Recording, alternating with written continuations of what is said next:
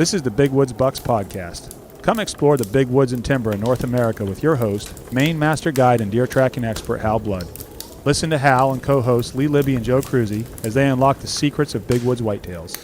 Each episode will provide valuable insights into the tried and true system Hal has used for the last 40 years to scout, locate, and hunt mature big woods bucks. Listen and laugh as the crew discusses Hal's legendary adventures and learn how to apply a lifetime's worth of lessons from the big woods to your own hunting and outdoor adventures. Hi, I'm Hal Blood. Welcome to Big Woods Bucks Podcast, Episode 8. I'm sitting here with Lee Libby, Joe Cruzy, and this week we have Maine's deer biologist on to talk about everything deer in Maine. Let's introduce Nate. Nate from the state of Maine. Your last name? My last name is Bieber. Nathan Beaver. Bieber, Bieber. Bieber. Yep, just like Nice. pop singer, unfortunately. Yeah, you're going to get teased about that, I man. get it constantly. Do you feel any different with that mic in front of you now? You feel like you want to... Feels Start hot. Kind of blows back the hot air on your face. You're going to get a lot of hot air here today. Well, I didn't think biologists had any hot air. Not a bit. Nothing but facts. Yeah, that's right. Now, you're from... I'm from Minnesota. Yeah. My family's mostly from there. My extended family's mostly from Wisconsin. And then I did my graduate schooling in Nebraska and have kind of worked technician jobs all over the country. So I've bounced all over the place. Yeah. What brought you to Maine?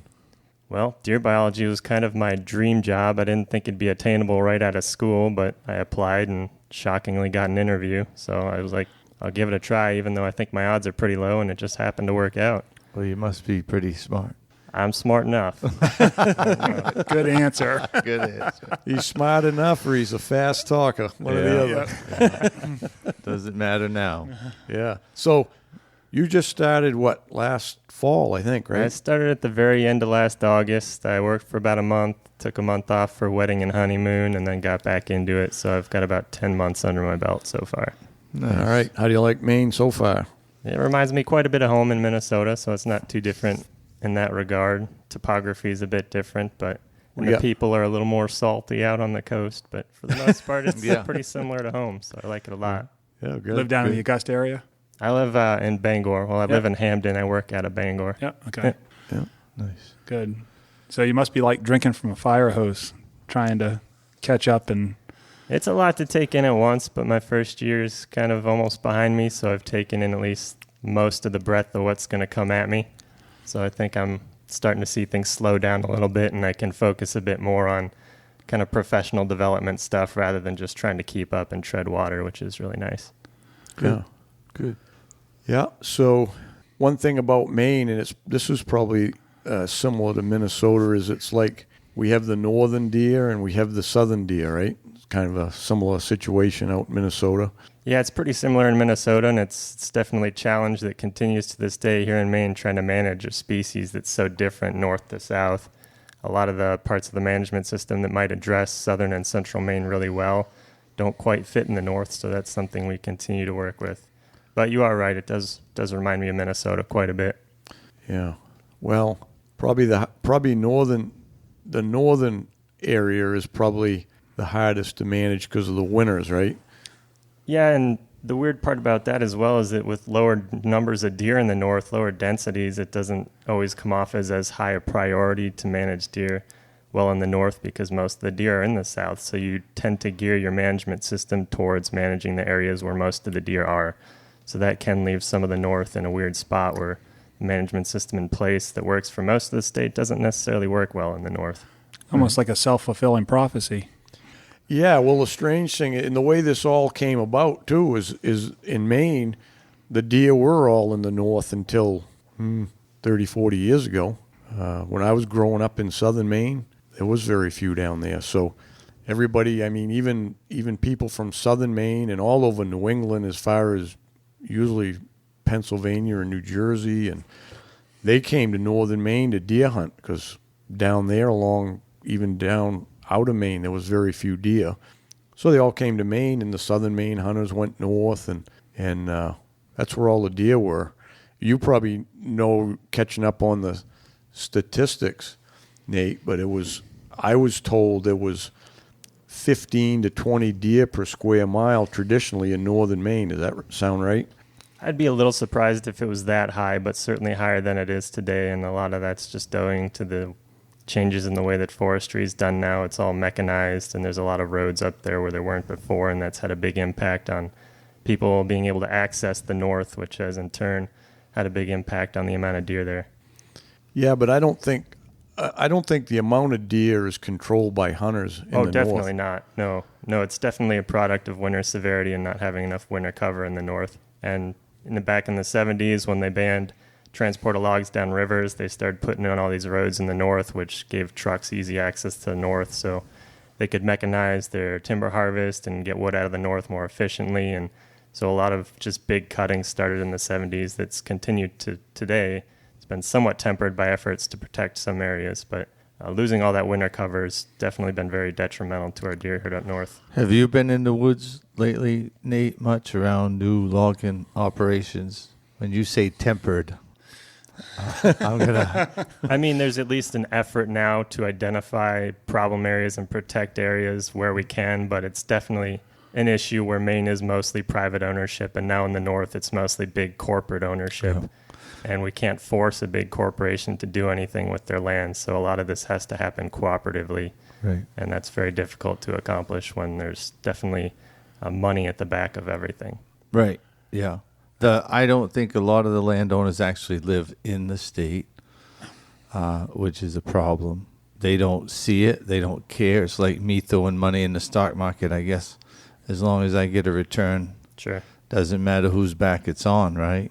Which is a problem for us that live here and see it every day. It's I grew up in a logging family where we started with chainsaws and crawler tractors, and everybody's got to make a living, but it's definitely a different industry than it was. Yeah, I think the problem started back really in the 70s, but more in the 80s, when there could have been laws made back then that would have helped protect the deer yards up north, but they weren't. For some reason, the politicians were either being, padded by the paper companies, which back then it was mostly paper companies. You had Great Northern, and Scott Paper and all them, and they wanted to cut wood no matter what. But there was a chance to do it then, and they didn't. So I blame the politicians probably as much or probably even more than the landowners. They're just, they're trying to make a living or whatever. And I'm not excusing them for not caring about the wildlife, because that's the one issue that I don't know how there's a solution to it, is because, yes, they own the land, but they don't own the wildlife. See? Mm-hmm. We're supposed to be stewards of the wildlife, and some people just don't want to be, Yeah, and I think part of that, too, is you're exactly right what you're saying.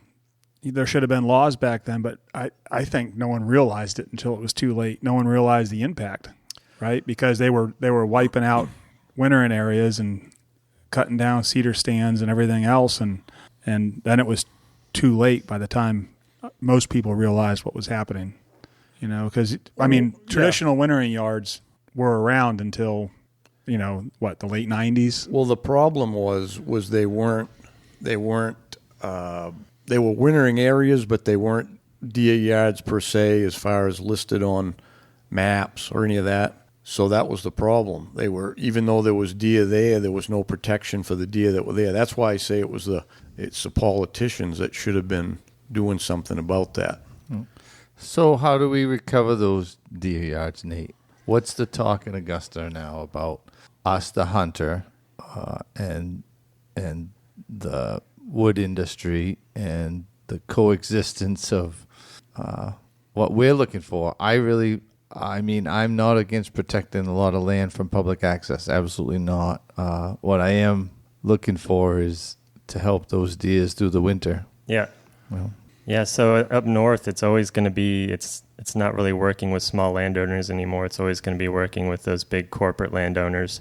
And as I mentioned, you can't really force them to do anything from a fish and wildlife perspective, so it is going to have to be cooperative. And if they're not being sold on deer, there may need to be a shift towards pushing these wintering areas forward as beneficial for other species. I think we've been maybe too singularly focused on protecting areas for deer when it may also be, and absolutely is, also good habitat for other species that are losing their habitat. And if we take more of a multi-species approach to trying to protect some of these areas, that may be more effective than just saying protect this area for deer. Right. I've never understood why, law can't, we protect the salamander. We don't go in and cut around a certain wetland because there's a salamander there we can't harm. That salamander brings nothing to the state, zero. Right. But now we've got a species like deer that brings millions of dollars and potentially a lot more, but that's not important enough to protect. That's just a deer, and I think you said it earlier when you started out talking about how there's more deer in the south, so that's where the focus is. Well, there's never going to be a lot of deer in the north if there's not focus on it, and that's a challenge. What about a deer yard? What about the wintering area? Is there a point where there's a piece of land and it gets to a certain point where it will sustain a herd of deer for a winter?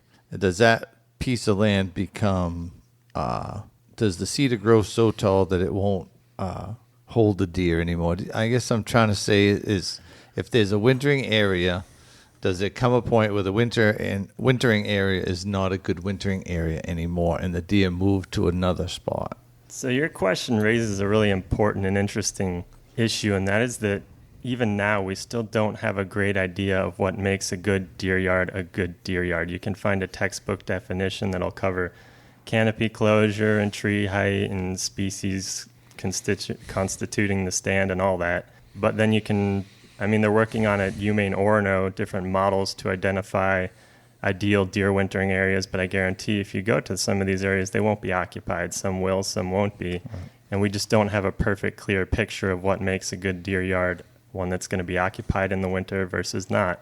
And there's also this tendency to look at a deer yard as softwood cover, and then they kind of neglect the necessary interwoven forage species that you need to have around the deer yard.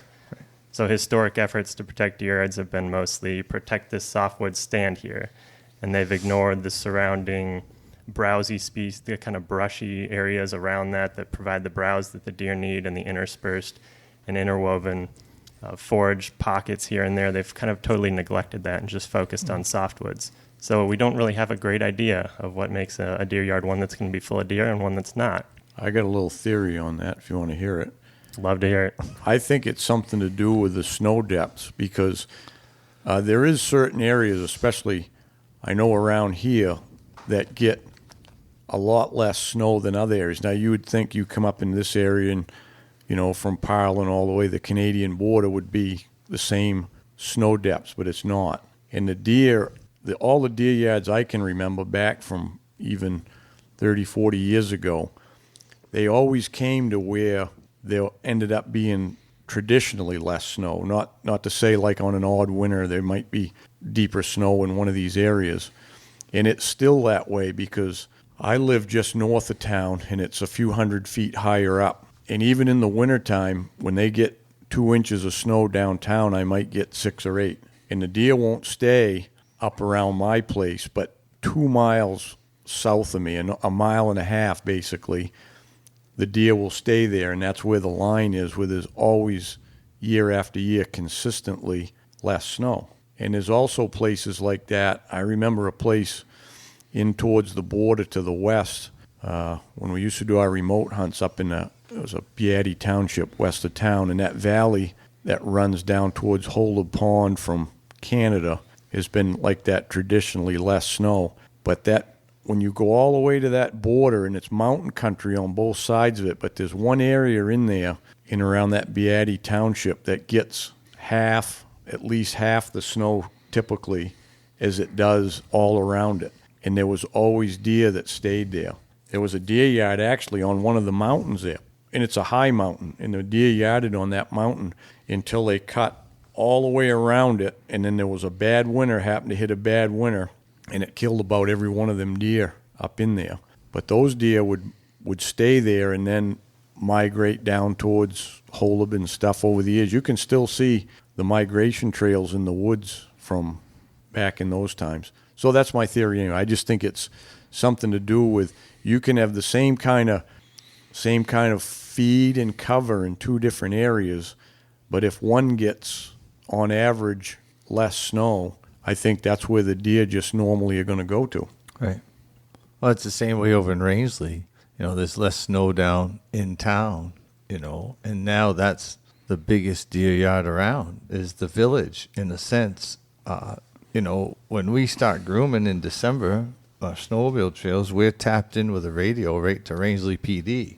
And when we start breaking trails December 15th and on, every single night, there's a car deer incident in the town of Rangeley because those deer are starting to move into town.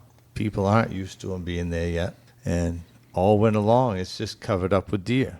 That's the new wintering yards, right? The Yeah. towns, Jackman, the Forks. Yeah, It's it is. because people are feeding. Right. Now deer, it's been going on for so long that deer are used to it. So the new generations, that's all they know. And, Right. and they're now gathering. And so I'm interested to hear Nate's perspective on it because of the feeding part. I personally, from what I've seen, I think it's a good thing, except for what you touched on, Lee, which is the deer vehicle collisions, because we lost 2 years ago. We lost, we estimate, I think, like 120 deer Yeah.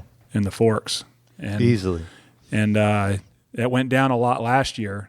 But a lot of other places put up fences along the road to protect the wildlife, and we have a perfect situation down here because it's literally a 4 to 5 mile stretch in the Forks. Yeah, but it went down this past year because not as many came to the yards. It was a lighter snowpack year down there. True. Yeah. But let's back up just a little bit because I think in this conversation we might be losing some of the listeners because they don't maybe even understand what a deer yard or a deer wintering area is and why it's critical. All right. Because they don't. The north is the only place they yard, right, Nate? They will in more southern locations in a severe winter, but for the most part, you're right, in the north is where the deer yards are going to be most important. Yeah. So basically what a deer yard is, in northern latitudes when there's going to be a lot of snow and much colder temperatures, deer will they'll slow their metabolism down so their life is less focused on getting forage and more about conserving energy. And so they're able to move then into just areas that offer better cover. And these are usually going to be softwood stands, which intercept the snow and hold some of the snow up on the needles and things, so less makes it to the ground, and they can also hold temperature, warmth closer to the ground, so the deer has to spend less energy to stay warm.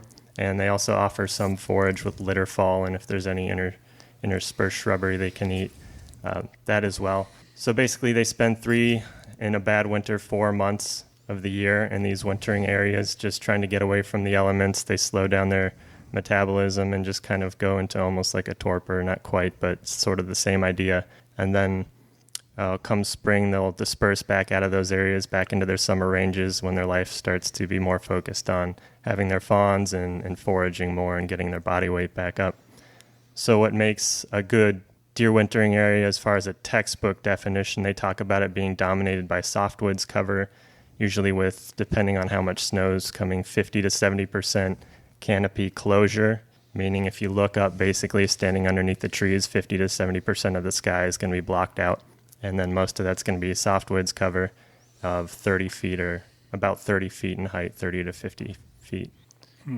So now, go ahead. No. So back to the other question that I had. When that canopy gets to be 65 feet high, will the deer still stay there or will they move out? A lot of that probably depends on whether or not it's still effective at intercepting snow.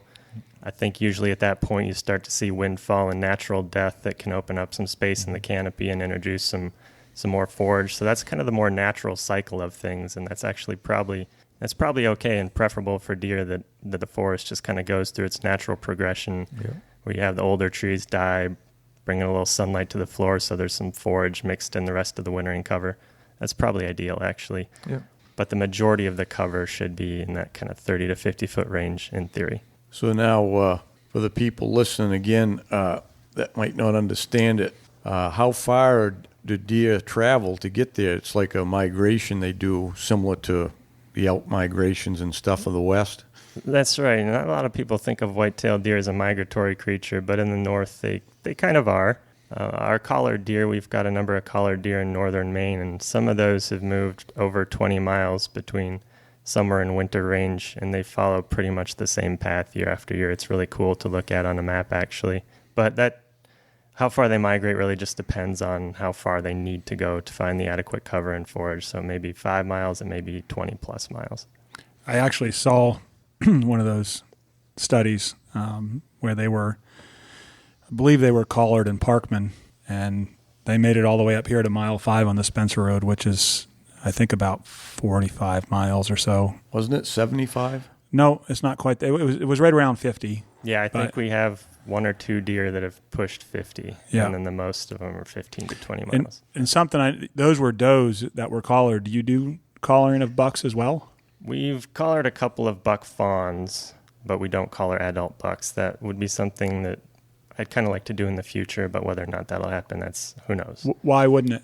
Why wouldn't a buck collaring study happen? Yeah. It's just very expensive to put together, and it's not easy to just at the drop of a hat say, I want to do a big tens of $1,000s experiment. Give me money. Let me do it. It's kind of complicated. The study we currently have. Can we sign a petition? I don't know that it'll do any good, but you're welcome to scribble down whatever you want on a napkin here. Yeah, no, I think it would be. I mean, it's great seeing what the does are going at. I don't know why a doe would be different than a buck as far as cost, but no, it wouldn't be different as far as cost. It's just we were focused on does primarily as they're more influential to the population. The reproductive capacity is all in the does, so we were more interested in seeing what happened to the does. If we want to do does and bucks, we'd probably be talking about doubling our sampling size, which means doubling your cost. Let your bosses know that we really want to collar one for hunting purposes. I'd like to collar every deer out there, for but getting it studying done is a whole nother because thing. Man, it would be something to see how far a buck travels. And so now, if you're saying 20 miles is 15 to 20 miles, is that kind of an average, you think? That's pretty typical. Okay, so that tells you if you know where there's a deer wintering area with a 20-mile radius of that is going to be the best deer hunting. And then if there isn't another deer yard within 50 miles, there's probably going to be not so good deer hunting, right? In the North Maine woods. That's not necessarily a bad conclusion to draw. I don't know if it's necessarily true, but it sounds reasonable at face value. It's just my observation. And it's happened. I've been around long. I'm one of the old guys, so I've been around long enough to see it. And when those deer yards, basically in the center of what we call the North Maine woods up here, when those deer yards started getting cut off, it's not that the deer go somewhere else, right? They die. When they cut the deer yards off, those deer all end up dying for the most part. So the other deer are basically populating back out from a reasonably good deer yard. And that's why now, if you go up into the central, there's some pockets of some pretty good deer hunting, but for the most part in the center of the state, it's probably the worst deer hunting there is for the amount of deer. When you get the peripheral, either you're on the Canadian border side or the Route 11 corridor or up across the north towards the Allagash, where they do have access to deer yards. And the western ones are basically going to Canada. Pretty much the deer within 15 or 20 miles of the border on the west side of Maine, the northwest side, end up in Canada for the winter where it's farm country. So my observation is that's where you see most of the deer. It's good deer hunting on those peripherals, and when you get into more into the center part, there's a heck of a lot less deer.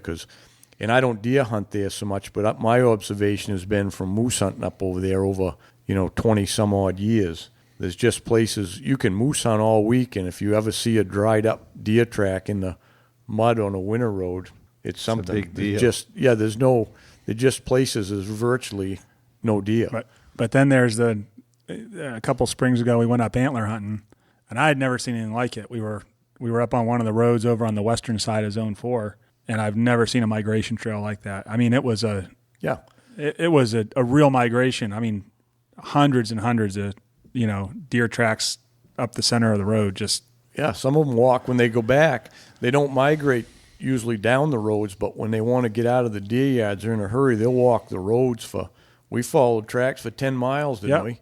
Right up the road to get back to where they wanted to be. And some of those came from the Pittston farmyard, but they also over in Armstrong, Quebec is a huge deer yard, and that's where. You ever been up through there in the spring, Nate? I have not. Oh, it's something to see.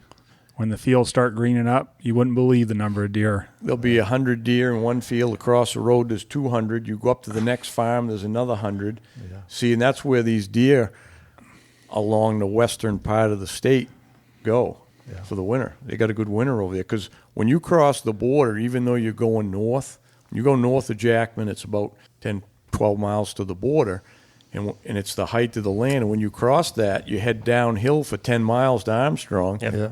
And there's half to a third the snow over there. Yeah. So And agriculture. In agriculture, yeah. Yeah. So, is Minnesota similar to Maine in the wintering aspect? In what regard? Do they yard in Minnesota like they do here? In northern Maine, they will. Central and southern, not as much. Very similar to Maine. I think we're at about the same latitude. Yep. Yep. Population-wise, similar? Deer or people? Deer. More deer in Minnesota. We have more extensive agriculture in central and southern Maine than anything you'll find, or in Minnesota than Maine. Yeah. Well, what about the northern part where there's less population, I'm assuming? Like those boundary waters is the extreme northern part of Minnesota. I think it's probably pretty similar. You have kind of a similar transition between sort of deer and moose in Minnesota that you have in Maine, where not really an invisible line, but you cross some threshold and you start getting into more moose, less deer country. Yeah, you crossed it about a half hour south of here. Yep. Start seeing the moose signs all over the place and gathered I was in the zone. Yeah. In the zone. Yeah. Hey, everyone. Hal here. You want to join the hunting club as soon as you can because that's where you're going to get all my information. I'll have short film hunts, video tips, articles every month, and there's also a forum on there for you people to communicate. Maybe you'll meet a new hunting buddy on there. And the other thing is a question of the month. Submit a question, and I'll pick one every month to answer.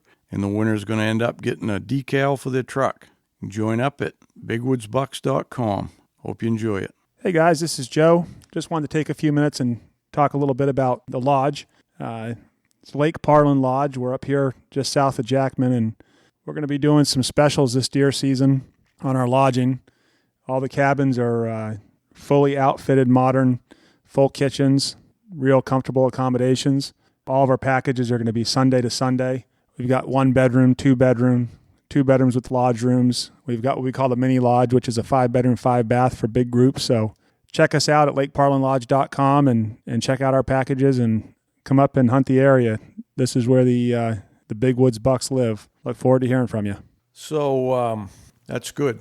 Everybody understands, hopefully, what the northern deer have to deal with, and that's why I guess a lot of people just don't understand that cycle. We mentioned earlier that basically deer hunting has almost no effect on the deer population in northern Maine, right? I mean, it has an effect. Obviously, you kill a deer, but most of it's bucks only. At the level we currently harvest deer in the north, I think the impact's probably pretty negligible. Yeah, because if you look at that, those maps that you print out every year on the tag, you do moose, deer, bear, and how many is tagged per township. There's lots and lots of township. There ain't one deer tagged. Oh yeah, you'll have a lot of blank towns there. Yeah.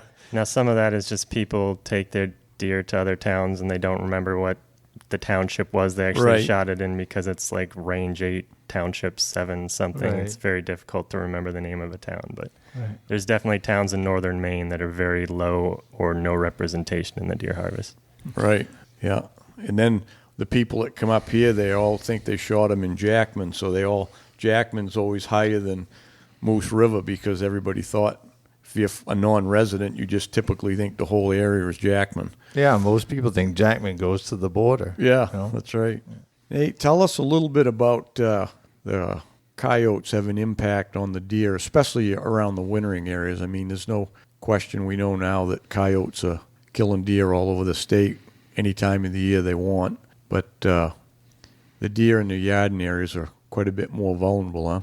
They certainly can be, depending on the snow conditions. It can be nice for deer, for example, to have a nice crust on the snow. It makes it easier for them to travel and kind of opens up the landscape for them to forage in a broader area. But on the flip side of that coin, the way a coyote's foot is designed is better than a deer hoof for getting around on crusty snow. So it certainly increases a coyote's mobility on snow and their ability to get around a deer yard as well. Yeah, so have you done any, I know you've got these collared deer, have you correlated any of that with, you must know if one of those gets killed by a coyote? Yeah, when any of our collared deer dies, we get a signal from our satellite that says, hey, the deer died, and then we try to get on that collar as soon as we can so we can determine cause of death. And in a lot of cases, we're able to do that. In a lot of cases, we're not. Sometimes there's nothing left or we can't find it or what have you, but we can generally determine cause of death, and we have certainly had some coyote kills. It kind of depends on the year. In a less severe winter, we tend to have a lot less mortality in general. I think in some of our more mild years in the past 2 years, we've had as many as 50 deer collared in a particular area and lost only 5 or 6 of those deer throughout the winter. But this winter being more severe, we did lose more deer. And some of those were coyote kills. A lot of them were undetermined. I believe we had 1 lynx kill. As expected, we had quite a few car collisions as well. Okay, so you said 5 or 6%. I mean, that was 5 or 6. 5 or 6, but that's still 5 or 6%, right? Out of 50. That would be 10%. 10%. But that 10%. Yeah. those are very preliminary results, and we haven't really dug too deep into some of those data. For example, are going to have to be censored. Some collars get kicked off. An undetermined cause of death or a cause of death that looks like it had multiple causes. We might have to censor those data. Not to get too far off track, but just because it's an interesting story. For example, we had a doe that was shot by a hunter. He gave us a call on the phone hoping we'd track it with the collar for him, which we were not going to do. But we continued to monitor that deer's fate. It eventually died. When we got to the scene, it looked like it had run about a mile from where it was shot. It then got its leg stuck under a tree root. It broke that leg, resulting in a compound fracture, and then a bobcat or a lynx found it and put in the killing blow to the back of his head. So that's one where there's not a real obvious cause of death. Do you attribute that to the hunter's gunshot, to the broken leg, to the cat? So some of those data are going to be weird, and we haven't quite parsed all that out just yet. That is quite a scenario you just outlined. It was a weird one. It was 1 in a million, but it was also kind of cool to CSI through all that. Right. Yeah, it's too bad for that doe. That must have been a terrible... Not a great way to end its life. No. Yeah.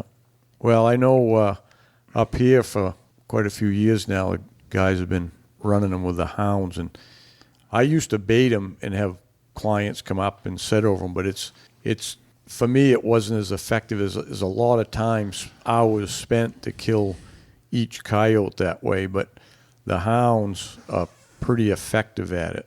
And I've seen right here in this area a lot of results from keeping the coyote population down. And I've heard, I read all this stuff, and then I'm just a practical guy. I just see what happens out in the real world there. And I remember there was always write-ups by biologists too, and different people that, I don't know, probably some of them think they're biologists. But anyway, you read these articles, and it said, I read this stuff about that you can't control a coyote's population because the more you kill, the more offspring they'll have. But I don't see that per se around here. So what's your feeling on that? I have no idea if what you just said is true or not. It doesn't sound true to me, though. And the thing about coyote hunting in Maine is we have extremely liberal coyote harvest regulations. So if people have issues with coyotes killing deer, and a lot of do, they should get out there and hunt coyotes. There's no limit. There's a year-round season. There's even night hunting in a good chunk of the year. You can bait with permission. You can use electronic calls. All the tools are in place for folks who want to harvest coyotes to do it. So those folks should get out and do it if they want coyotes off the landscape.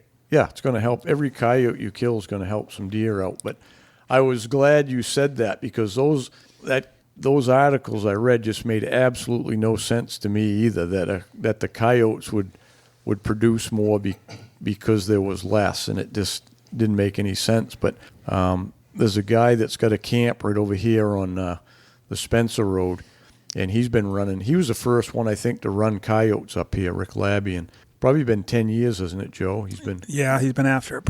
Yeah, about that. But I remember I started going with him 5 or 6 years ago, and we killed a bunch that winter. And I had my lodge over on the Addian Road, and from from there to his camp was about 10 miles through the woods on the snowmobile trail and various logging roads. And he had hunted most of his coyotes between north of the Forks, Johnson Mountain, to over to Addian and stuff. But he told me in 3 years, and the third year was the year I was with him, that he had killed 100 coyotes in 3 years in that area. And to this day, and that's been at least 4 years ago, Right, I'd say. yeah. 4 or 5 years for sure. 4 or 5 years ago, that was the tally that in 3 years that he'd killed. And there was coyotes, they were thick, And since then, there's hardly any coyotes in that area. He actually came over. He had been hunting more down where he lives because there was better snow for it. But he came up a day towards the end of the season, and between his camp and the Addian Road, they couldn't find a coyote track to run in that whole country. So there's no question. Yeah, there's a big he's impact knocking on them down a lot. And then, of course, you got Jason in town now that's doing it and being very effective. Right. I've been going with Jason now, and we killed 48 this year right in the deer yards around town. And when we got done, there weren't many tracks to be found. Yeah, Shane down in the Forks has been doing it now for 6-8 years heavy. Yeah. And I know. He gets a lot with bait, too. He's got hunters that sit, so he's killing a lot. Well, that's when Rick, one of the seasons that I think Rick was up around 40 or 50, Shane had the same amount. So you're taking almost 100 coyotes from an area, maybe a 10 square mile area. That's got to make a difference. Oh, yeah. I mean, it's just. Yeah, even if one coyote in a year, I don't know how you could figure it, but I've read some stuff on it. But if each coyote killed one deer in a year, that would be quite a lot of deer saved by hunting those coyotes and stuff. But the other thing too is there's always the talk of coyotes and predation. You touched on the lynx a little bit, but don't bears eat a lot of fawns in the spring? I mean, it's not something you're ever going to be able to really quantify as much because you're not going to radio collar them and you're not going to be able to find out. And bears are so reclusive anyway. But I would think that's a pretty main source of, they're coming out of hibernation, they're hungry. Fawns are easy pickings, and the bear population is extremely healthy right now. So I would think that's also going to play a factor. But, that's something you're never going to do anything about. Get out and hunt bears, I guess. But that's just right. The coyotes have definitely taken on a more villainous role in the hunter's mind, probably because they're hunting them down in the winter when they're weak and, the way they kill them and so on and so forth. It's. Yeah, well, they hunt them. The coyotes are year round. The bears aren't, because the bears they're probably opportunistic on them at first, and then they move on to something else, some other food source. But the coyotes are year round on those deer, whether it's fawns or adult deer or whatever. Yeah, you can tell too. It seems like in areas down south where there's really high coyote populations, the deer are awful cagey. I mean, they're on alert all the time. Yeah, tough to hunt. Well, they even are up here as far as, when you're tracking a buck, you see what he does. It's kind of fun.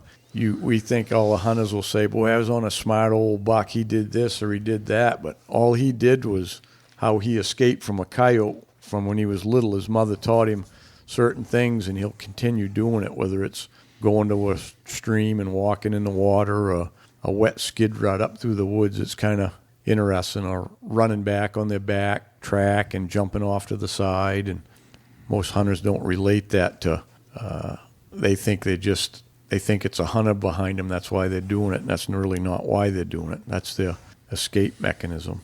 Yeah, deer don't have a lot of smarts. It's all instinct, and so what's worked for them in the past and kept them alive is going to be something that they'll repeat. So they're certainly not thinking, there's a hunter, I need to evade this hunter. They're just falling back on what they've kind of done in the past that's worked for them.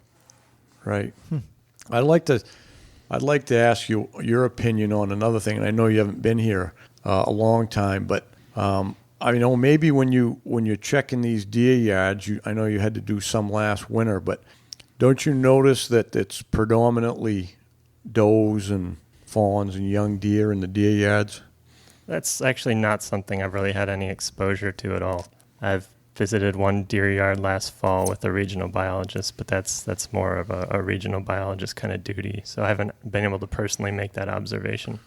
Yeah. The reason I mentioned that was because what I've noticed around here, that the biggest bucks, most of them don't go to a deer yard.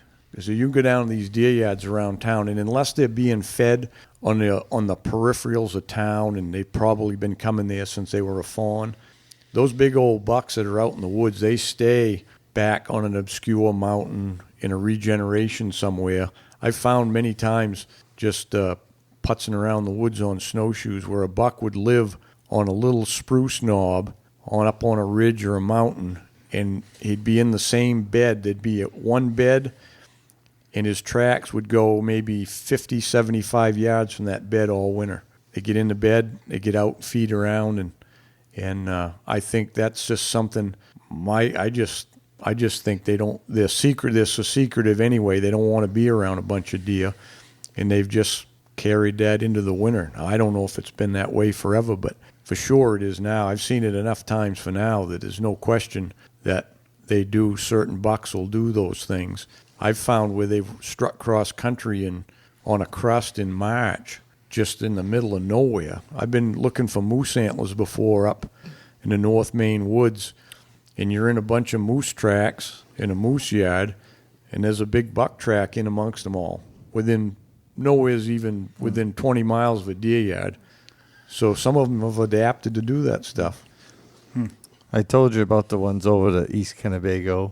Almost every year we'll be grooming the snowmobile trails, and then usually the mid-January, late January, you'll get one of those 20-inch predicted storms, and it almost never fails.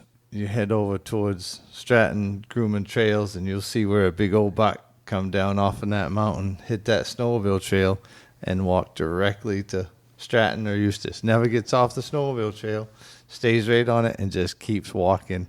And there's big smashers, He had enough, huh? Yeah, he must have got up this morning and said, my old bones ain't going to take this. I'm going to get something to eat. It is interesting. I mean, you said a minute ago it's all instinct, which it is, and it's always, to see, talking about things like that where, it snows, and they instinctively know where to head. Right.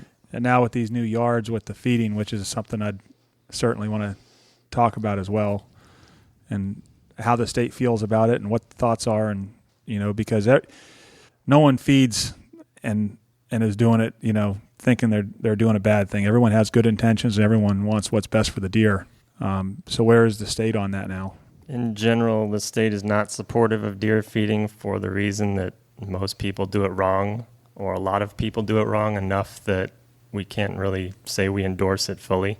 As you mentioned before, a lot of people feed pretty close to their house, which is usually close to a road, which puts deer in contact with roads more than they would be if they were not all concentrated at this little feeding area. That's certainly an issue.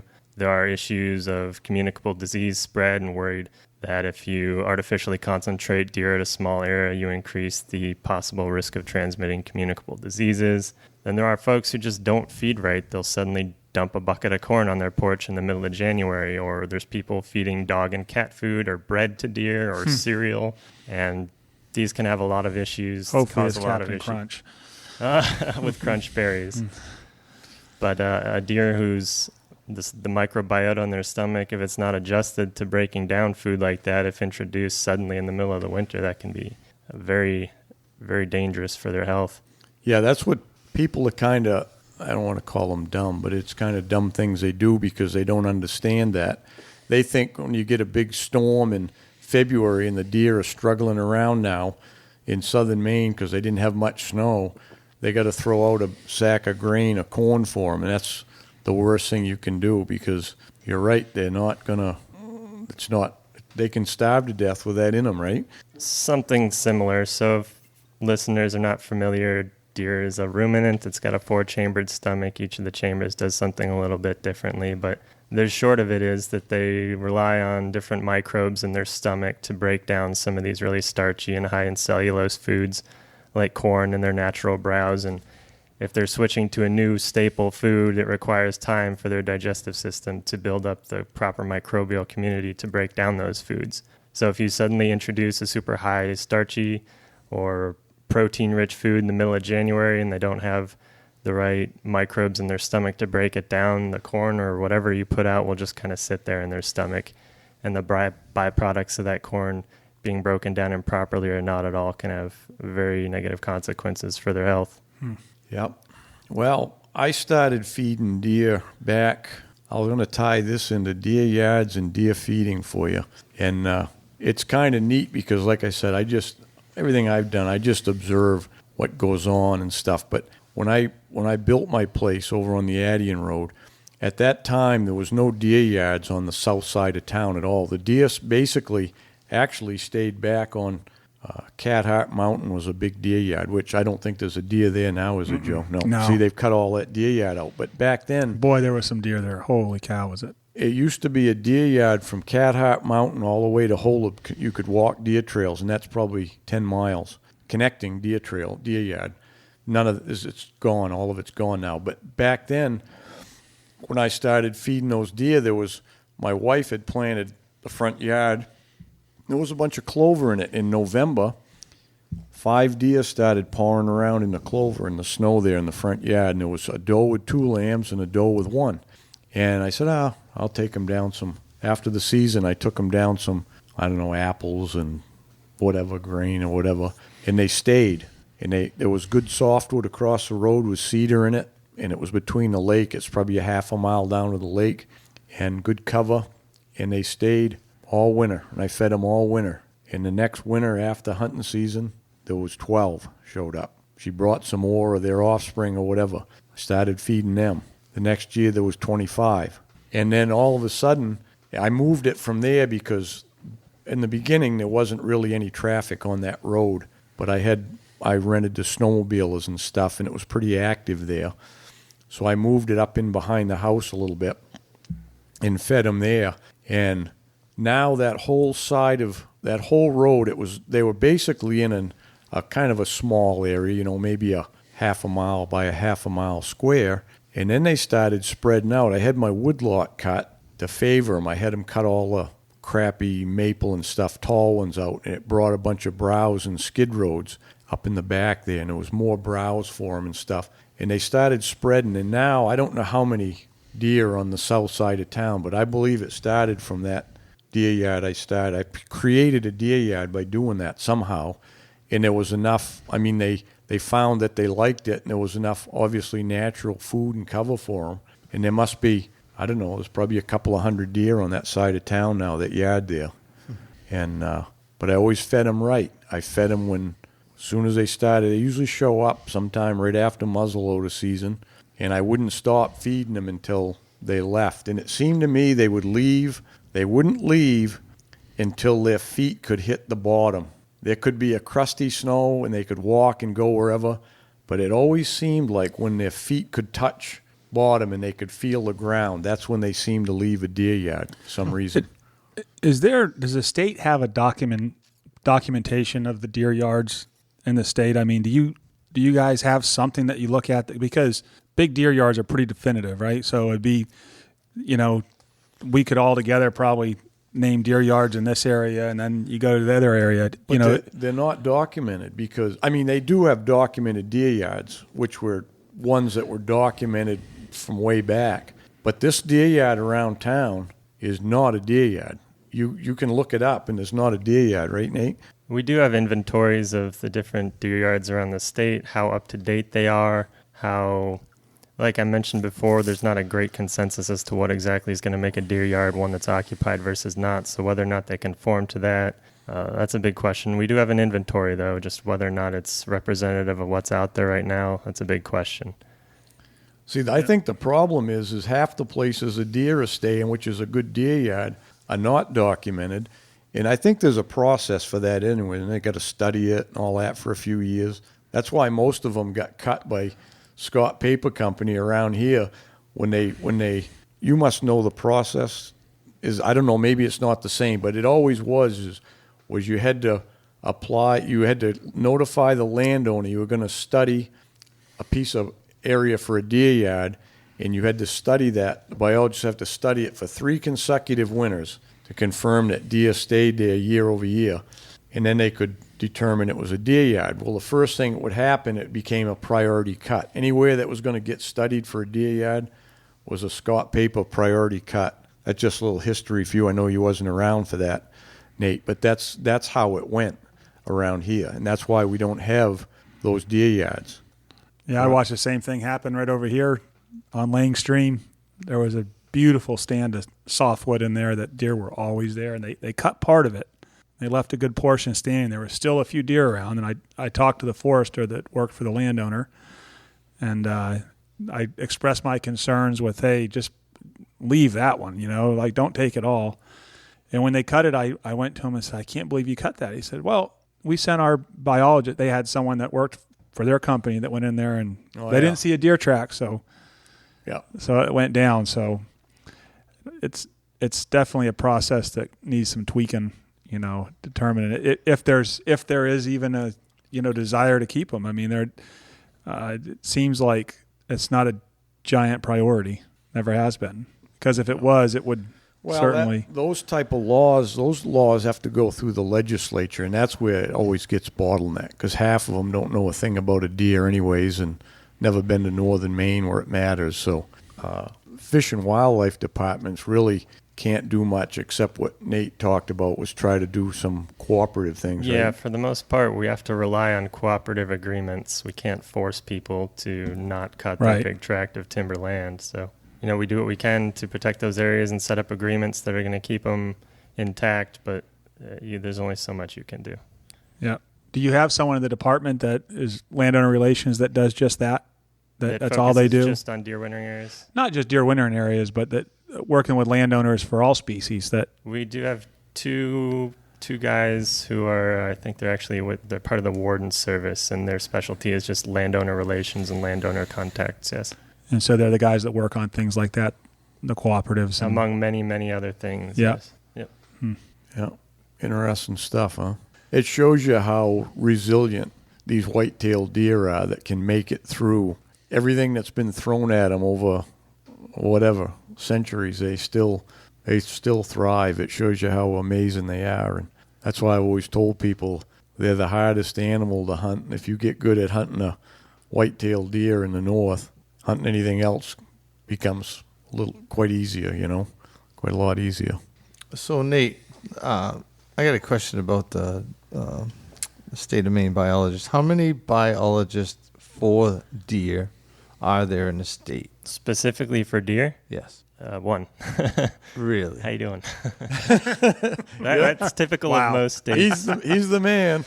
Most states typically have one deer specialist. Some will have like a deer research specialist and a management specialist, but that's a pretty typical layout for a state agency. Do you have any assistants? Doing what specifically? Like with the radio collaring work, for example, we hire a crew for that in the winter. The moose biologist is one of the former deer biologists, and he's right down the hall from me, so he's been a big source of information and advice. I have some contact with the previous deer biologist as well. So for deer biology-related questions and management questions, I do have access to those folks, as well as all the regional biologists who have dealt with region-specific deer issues for however long they've been around. Some of our regional folks have been around 20, 30 years now. Are you a deer hunter? I am a deer hunter. Now, I will put a caveat on that in this field of work, as you're kind of getting your foot in the door and gaining experience, you usually have to bounce all around the country and have kind of a vagabond lifestyle. So you're usually not a resident in the state you're at, and you're usually making very little money. So paying out of state license fees in all these different states has not happened, so I haven't had as many opportunities in the last 5 or 10 years as I would have liked. But from ages like 12 to early 20s, I was able to get out every year, which is great. But So now you're a Maine resident, though, right? I am. Now I'm finally settled in one place, and I'm really looking forward to getting back out, because it's been a while. I did some bow hunting about 2 years ago and got my wife into it a little bit too. But other than that, I haven't had a whole lot of opportunity. Right. Yeah. So you just mentioned you had a wife. You got kids too? No kids. We actually got married this past September, Oh, so she was my fiance at the time. But Oh, nice. yeah, no kids. We just got a pet bunny about a month ago, so that's. That's just like a kid. Oh yeah, same just thing. like it. That's yeah. about as close as we're getting right now. Yeah. Good training. Does she like Maine? So far, so good. She's also working with MDIFW. So we're switching from paper registration at registration stations to an electronic system. So she's kind of in charge of coordinating all the training sessions for that. So she's going all around the state to different registration stations and teaching them how to do it with electronic means instead of the paper books, which were just out of date and kind of really slow to get data back in this spring. That's why did you finally get the deer data yet from last fall? Yeah, we got the deer data. It was just in time for all the permit setting process. Data folks did a great job, but there's just too few of them. A very small number of people have to enter all the data for deer, for moose, for bear, for turkeys. It's just a huge undertaking for them. So we're really excited to switch to this electronic system and hopefully streamline things and get data almost real time. Yeah. And what is your when you went to school? What was the path to get where you're at as far as your studies and years of schooling? Yep. So my undergraduate schooling was in Minnesota at the University of Minnesota in the Twin Cities. I did a Bachelor of Science there and a degree called Fisheries and Wildlife. I then did about 4.5 years of kind of wildlife technician work, working all over the country with all sorts of different stuff, with prairie chickens and woodcock and wolves and deer and warblers and a little bit of everything. And then I kind of thought I'd exhausted what I could do with a bachelor's degree, or got a good sense of that. So I decided to go back to school, and school in Nebraska, University of Nebraska in Lincoln, was willing to pay for me to get my degree there. So I did a master's thesis there working with river otters.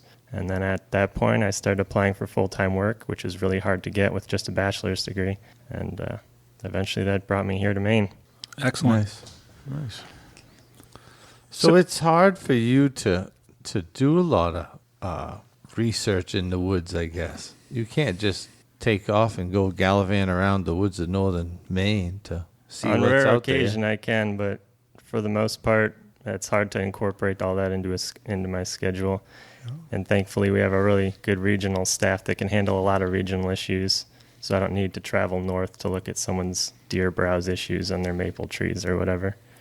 That would be a very big time sink. So I don't get to do a ton of that. But luckily, I do have the flexibility. When I want to get out, I can get out, which is really nice. And I really appreciate that freedom, which I wouldn't have gotten in a lot of my past kind of lower level work. Good. Hey, you go up and spend a couple of days with Lee. He'll drag you around the woods and show you some stuff. I've done that, yeah. And Matt O'Neill's one of our research contractors we have there in the Bangor office, and I've got out into the Northwoods with him on sleds a bit, and I can get out when I want, which is really great. Yep. Hey guys, thanks for tuning in. Don't forget to go to the Big Woods Bucks website and join the hunting club. On there you'll find short films of Hal's hunts, video tips and articles written by Hal, as well as a forum where you can go on there and talk with fellow hunters and learn a few things while you're at it. There's a lot of good stuff on there, and we think it's going to be a great place for hunters to just communicate, and talk about a common interest. Check us out at bigwoodsbucks.com. So what is the state's goal? I mean, how does it give us a little insight into how it works as far as, is there a meeting where everyone gets together and, all right, this is our goals and this is what we want to see. All right, everyone break. And they get out? Or, obviously that's not how it happens, but what is... You're saying that's not how it happens, but that's actually not that far from... Oh, I knew it. Exactly. I knew that's exactly how it happened. Yeah. So as far as deer management, a lot of that revolves around how many permits are you putting out in the given year. And that actually isn't too far from what you described. We have in the spring, once we get all our deer data, we have all the regional biologists, or as many as can be made available. And then myself as the species specialist. We usually have Lee, the moose specialist, would be there as well, and some other folks related to habitat work and other things. And we all get together. We look at the data for each wildlife management district around the state. We discuss trends we're seeing there. And we work through the management system that's currently in place to come up with permit recommendations for the next year. So it's not too far from what you described, but ultimately all we're doing is we're providing recommendations. Those recommendations go to an advisory council, and they have the final say in what gets put out there for permit numbers. But I'm assuming they go along with your recommendation, because why would they even be asking you if they weren't going to? By and large, they will. Sometimes there will be, based on what they're hearing from their constituents, they may make some small tweaks here and there, but by and large, they trust the biologists to make the right call. And so this year there was a large increase in doe tags in certain areas. Yep.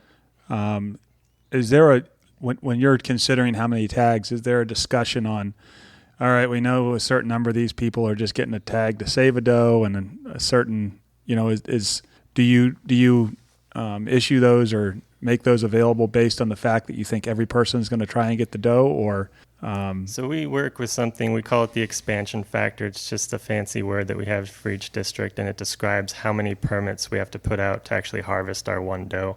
And that varies a lot statewide.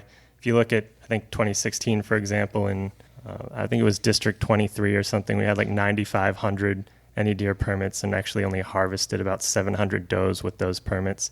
So we put out more than 10 times the permits of the number of does we actually harvested. But then you compare that to a district like 26, we put out 175 permits, I think, that year and harvested 180 does or so. So it was about 1-to-1. So it varies wildly between districts how many permits we need to put out to actually get the number of does we want. So I'm guessing that was a Youth Day thing that you got.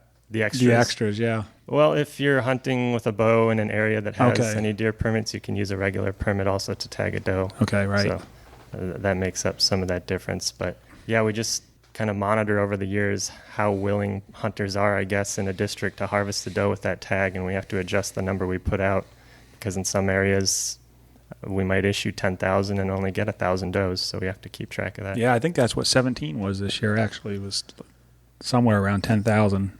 That sounds about right. Yeah. Which is a lot.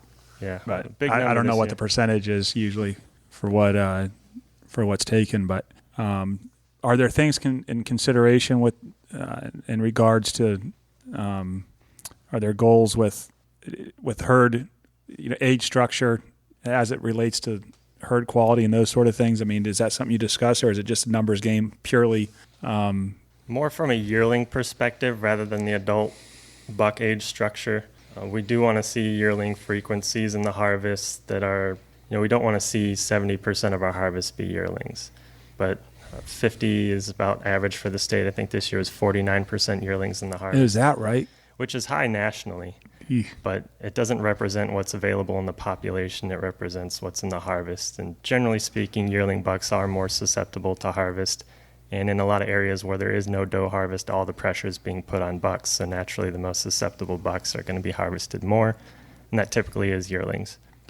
Has there ever been, I know it's a hot topic and very contentious, but has there ever been serious discussions about antler restrictions, or is that just something that'll never happen? It's weird because the places where I hear the most people wanting that is oddly in northern and down east Maine, where it's least appropriate, I think, given that we already have very restricted harvest on does in those areas, so all the pressure that is being put on deer in those areas is on bucks. So if you have a yearling antler point restriction there, you're then putting all the hunting pressure on the adult age class bucks, which is kind of counterproductive given what you're trying to accomplish. Antler point restrictions may be effective in areas where, say, you have at least a decent amount of doe harvest, because then some of that effort being put on bucks can be reallocated onto the antlerless deer. But when it's all being forced then onto the adult age class bucks, that's not really an effective way to increase the age structure for bucks in areas like that. Also, from a state's point of view, we want to keep people interested in hunting and get people in the field. And if you already have no doe harvest, and then you're cutting off a large section of the bucks from being harvested, we worry that could decrease participation quite a bit in some of these areas. Yeah, that's for sure. You talk about running the non-residents out. A lot of them fled when there was no does years ago, and now you talk about antler restrictions. Yeah. It's craziness, really, because you can shoot some big old bucks up here that might only have 5 points on them. I got one the last 2 years on a trail camera. He's a big buck over 200 pounds, and he's only got 5 points and thick horns and everything else. But look what it's done for Vermont, Well, I know, and people will say Vermont, and people will say Pennsylvania, but you can't compare to those because there's so many deer. No, it's part of it, though. It's so many deer, but there's so much access is the thing. In Vermont, every piece of land, every piece of woods gets hunted, basically, So it's easier, I cringe when people mention Pennsylvania just because it's such an apples and oranges comparison. Absolutely. Yeah. Their deer herd is enormous there. Their hunter base is much different. Yeah, they got 1 million deer hunters, I think. The yearling frequencies they were seeing were astronomical, not comparable to anything we have ever or will ever see in Maine, and most likely.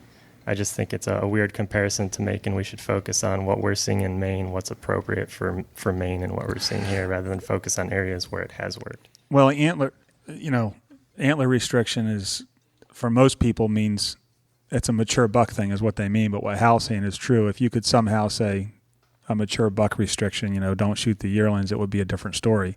But I know I used to think when I saw what was happening in Pennsylvania, it sounds like a good idea. But then you take the guy who doesn't care about antlers. He does, all he wants is meat. And, the doe is a great option for him. But, who is anyone to say, to regulate what he should or shouldn't be able to shoot, that he should pass? The point I think is especially in northern Maine, is it doesn't make any difference. If you're shooting, you look at most of them townships, some of them, there ain't one buck tagged in a whole township. Township's 36 square miles. Right. What difference does it make what buck it is if there is one shot? It's crazy the way people think, and I think it's they don't understand the land mass. You agree with that, Nate? It's like if they're trying to compare, and a lot of them do compare to Pennsylvania. Oh, look what it's done for Pennsylvania. It's totally different. The other thing too is there's some really nice 2-year-old bucks that have an 8-point basket rack that are going to be a beautiful giant rack one day, which is what a lot of guys' goals is. That's what they want it for, and they're shooting that deer. Don't matter. There's just enough because of them. it's. If there wasn't many deer, it'd be different. But if they shoot a few of them, so be it. There's enough. That's what Hal always gives me crap for.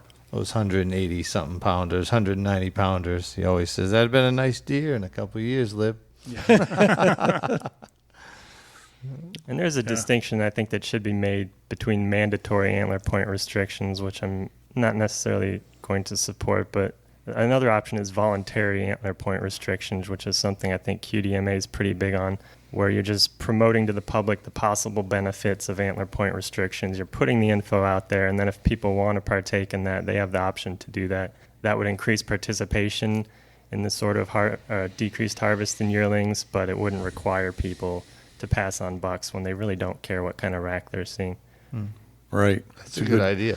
Yeah, that's a good point. Voluntarily, I'm all for that if you want to. And I mean... Well, we do.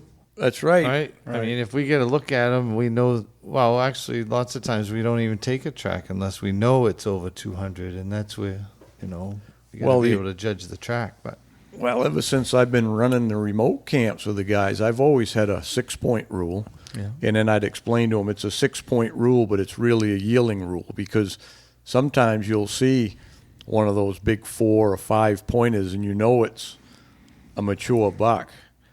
And it's their discretion then, but I've always tried to save that for one more year, that yielding, because then he's going to be smarter, and then by his 2, he's going to be harder to get, I always go back to when I was hunting up here years ago, and I used to drive by the Cedar Ridge game pole after we'd hunt every day, and there was a 212-pound spike horn hanging there.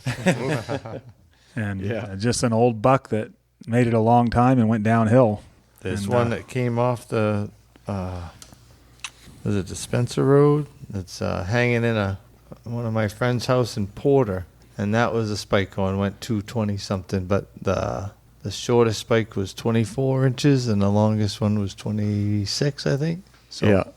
This one we got that year was, I think they were about a foot long, the spikes, but they were big around, they were 4-inch circumference spikes, And there was another guy that had shot one where they tagged it down to Bishop's. This was quite a few years ago. It was on the Chaparral Road.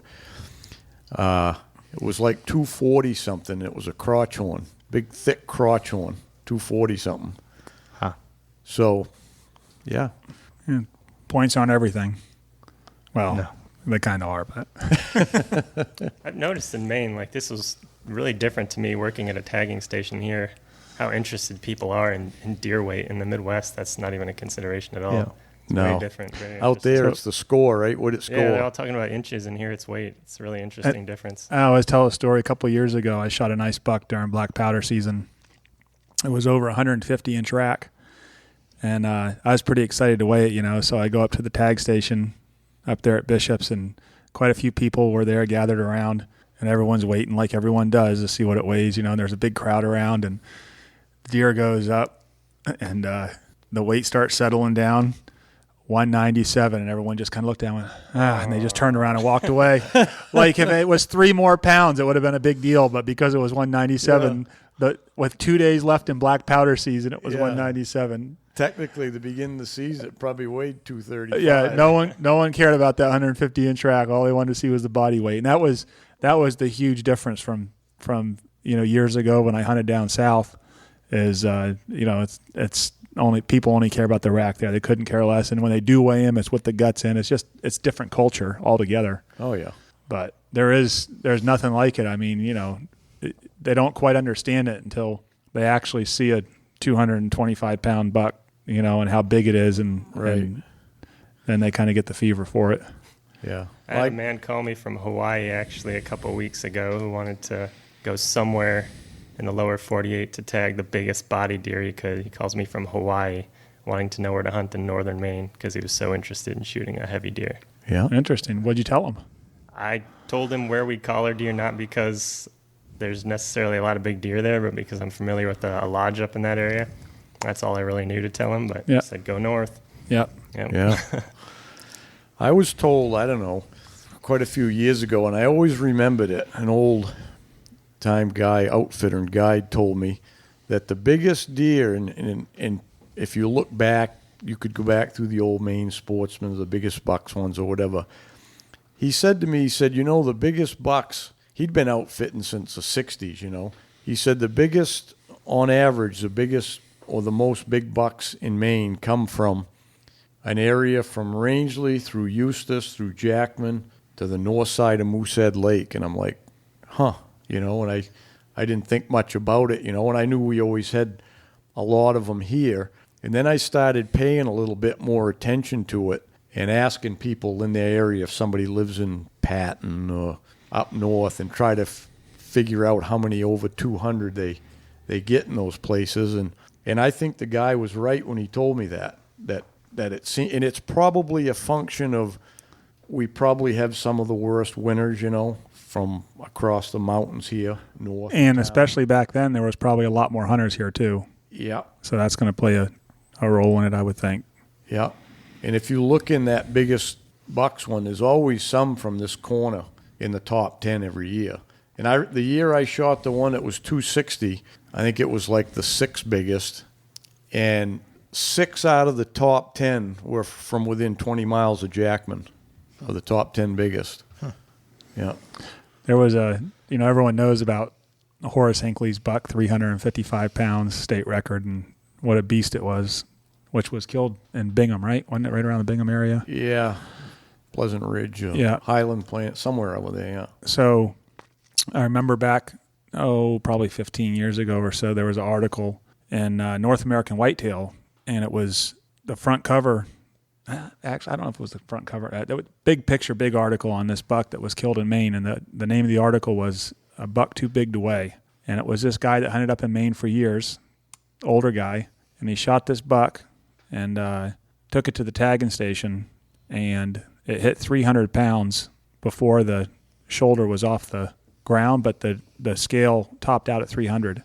And instead of going to another scale, he just said, didn't bother with it and left. No. Huh. And so I'll never forget that. I wish I could find the article. I had it for a while, but it was an unbelievable rack. I mean, just giant, massive, real thick, beautiful buck. But it would have been interesting to see how far that one went. Oh, yeah. Yep. Like I said earlier, if you want to kill a big buck, you got to hunt where they are, right? Seems like every year down east is getting some monsters. Washington County, down in that area. Well, that's part of the northern boreal, because you got to kind of draw that line across almost to like Danforth. That's over in that eastern part, because that's Washington County was boreal forest too. All the way across to there in New Brunswick and Nova Scotia and Quebec, it's boreal forest. Yep.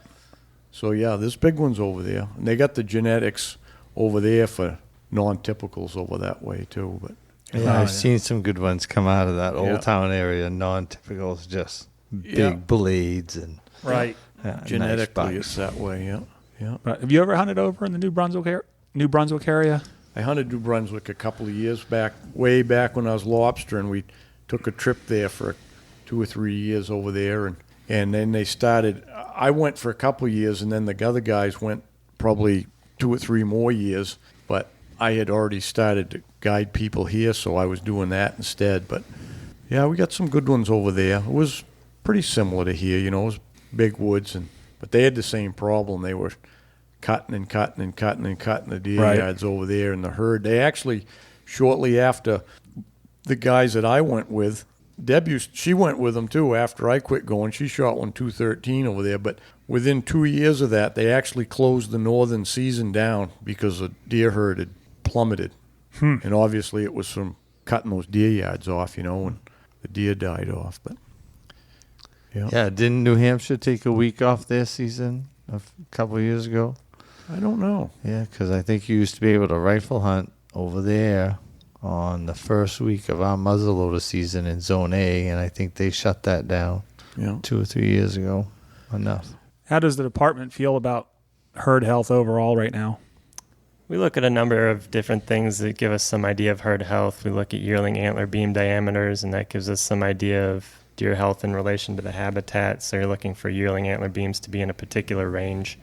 And we're actually a little on the high end of that, which suggests that in a lot of areas we could still sustain a little bit of population growth, and that would be okay for the habitat.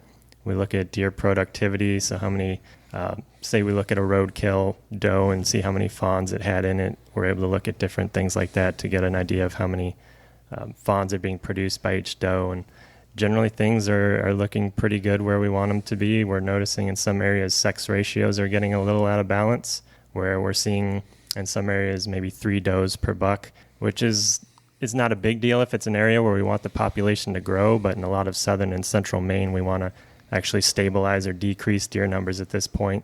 So in some of these areas where we're seeing high sex ratios like that, that's where you're seeing the big permit increases this year, where we're trying to start taking out more does from those areas and lower those ratios a bit. But on the whole, herd's looking pretty good. I think it's rebounding from a rough spot in the late 2008-9 kind of period after those rough winters. I think we're starting to get back to maybe where we were before that. So in your professional opinion, judging from when fawn drops are and what your studies are telling you, what's the perfect week? When's the rut week from the state's perspective and when all the deer are getting bred? The peak of the rut's usually the first week of November. It can vary a little bit latitudinally and based on climate, but I mean, get out in late October and early November and you can't miss. Did you have... you said we just got the figures on last year's deer kill. Can you run them by us real quick? Because I had heard it was up. Everybody seemed to have a pretty successful season, and I think that's probably the herd being up is a reason that most of the permits are going up in a lot of the areas. I know here in Zone 8 we had, it'd been quite a few years since we had some doe permits, and we got them last year. And yeah, our overall harvest was about 3,500 or so deer more than last year, and most of that's probably attributable to there being more deer. The other factors that you would look at are hunter effort, and we do hunter effort surveys every year to see kind of how many hours people are spending in the field, and we get kind of a representative sample of all the hunters to gauge hunter effort. And if that's consistent, then we would infer that a higher harvest is probably the result of there being more deer out there, and we had quite a bit bigger of a harvest this year. So now, and some of that's probably if you give more doe permits, obviously it's going to be a higher harvest, but is the buck harvest up too? The buck harvest is up from 2016, and I expect it's maybe going to decline a little bit in 2018, given that we're putting out so many more doe permits. I think some of that effort will be reallocated to antlerless deer. But I also think that this year was just an extremely high buck harvest. And in all likelihood, things don't usually continue to set records. They usually tend to stabilize a little bit. So I'm guessing the buck harvest for 2018 will probably be a little bit lower. Yeah. But more normal. More normal, if you want to call normal. 2016. Yeah, it depends on what point of reference and time you're looking at. Some people, when they call on the phone, they want to hark back to the 50s and the deer that were around. Don't we all? That might be their normal. But yeah. So things are looking good for Maine's deer right now. I mean, and again in the north, all it takes, like those winters, we had 2 back-to-back bad ones there in 8 and 9, and that can take the deer herd in the north right in half or even more. Yeah, winter severity is a big deal in the North Country. Most of our deer in southern and central Maine are going to be okay in a severe winter, so it's not as big an impact there. But we're certainly at the mercy of the weather in the winter, and a really bad couple of winters could certainly set us back again, and that's always going to be the case. Yeah. Sooner or later, we'll get them again. Absolutely. But I always told the hunters, if you roll through and you hunt through the bad times, you'll be a better hunter when the good times come. That's a good way to look at it.